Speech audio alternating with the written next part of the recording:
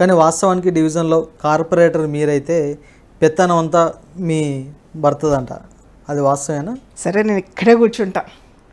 మీ ఎవరన్నా మీ టీంని పంపించండి, ఇటు జిహెచ్ఎంసి అధికారులను అడగండి, అటు పబ్లిక్ని అడగండి, ఇటు మా పార్టీ కార్యకర్తలను అడగండి, నా అపోజిషన్ పార్టీ లీడర్స్ని కూడా అడగండి. ఆర్కేపురం డివిజన్లో వాళ్ళు దీనికి ధీరజ్ ఆధిపత్యం ఉంది అంటే నేను ఈరోజు ఇక్కడి నుంచి రాజకీయం నుంచి బయటికి వెళ్ళిపోతాను. డివిజన్లో ఎవరు యాక్టివ్ ఉంటారు అంటే ఇద్దరిది ఆర్ఎస్ఎస్ బ్యాక్గ్రౌండే, ఇద్దరిది బీజేపీ పార్టీ, ఇద్దరిది ఒకే నేపథ్యం. రాధా గారు యాక్టివ్గా ఉంటారా లేకపోతే ధీరజ్ రెడ్డి గారు యాక్టివ్గా ఉంటారా? ఇద్దరము యాక్టివ్గా ఉంటాం.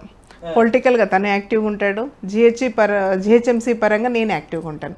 యాజ్ ఎ కార్పొరేటర్గా నా పని ఏంటి? అధికారులతో మాట్లాడడము, డెవలప్మెంట్ ఇష్యూస్ చూసుకోవడము, ప్రజలకు జిహెచ్ఎంసీ తరఫున కావాల్సిన పనులు చేయడం నా బాధ్యత. అవి నేను చూసుకుంటాను. రాజకీయంగా తన పని తను చేసుకుంటారు.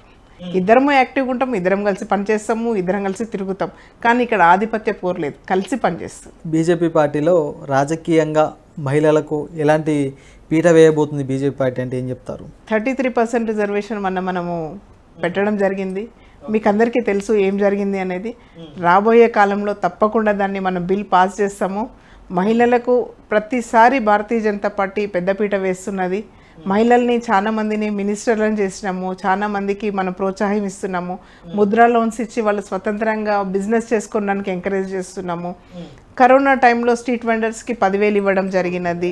బీజేపీ పార్టీ ఇచ్చిన హామీలు అమలు చేయడంలో విఫలమవుతుంది దేశవ్యాప్తంగానే విమర్శలు కూడా వస్తున్నది, వాస్తవం కాదంటారా? అంటే దేని మీద మీరు ఇది ప్రామిస్ చేసి చేయలేదు మహిళలకు అనేది చెప్పండి.